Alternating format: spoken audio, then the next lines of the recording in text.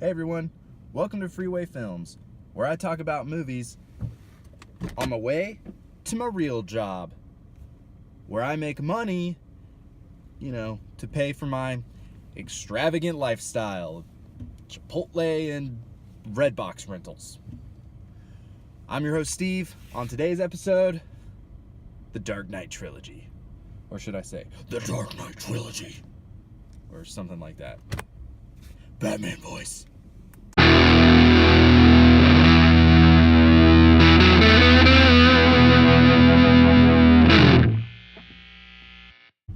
So in Batman Begins, the first one, Bruce Wayne gets trained by the white ninja Liam Neeson, and then he returns to the streets of Gotham to clean up its corruptness.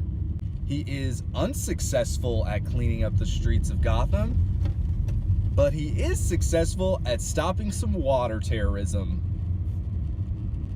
So once The Dark Knight starts, it's a year later, and Batman's still trying to, clean up the streets, but then the Joker starts causing all this chaos, because of the scars. Then the Joker ends up turning Harvey Dent into, Two-Face, and we all hate Two-Face, who ruins Batman's legacy. So by the time The Dark Knight Rises starts, everyone loves Harvey Dent.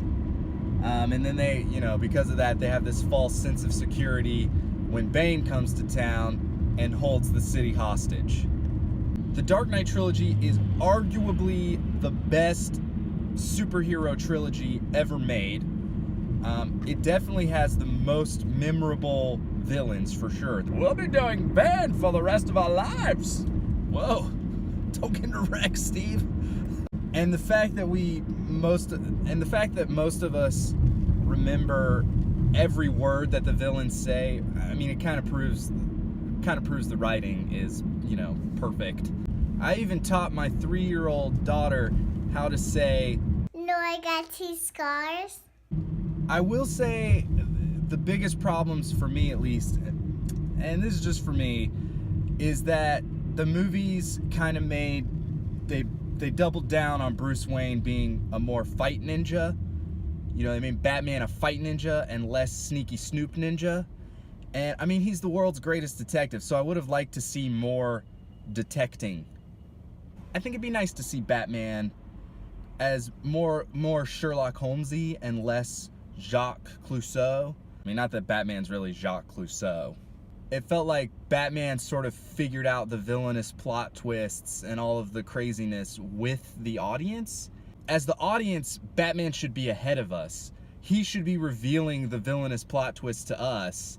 Batman should know these characters and be like, "Yo, dude, Bane, you were totally the little minion for this daughter of Ra's al Ghul. Like, why did Batman figure that out with us? He should have figured it out. He's Batman."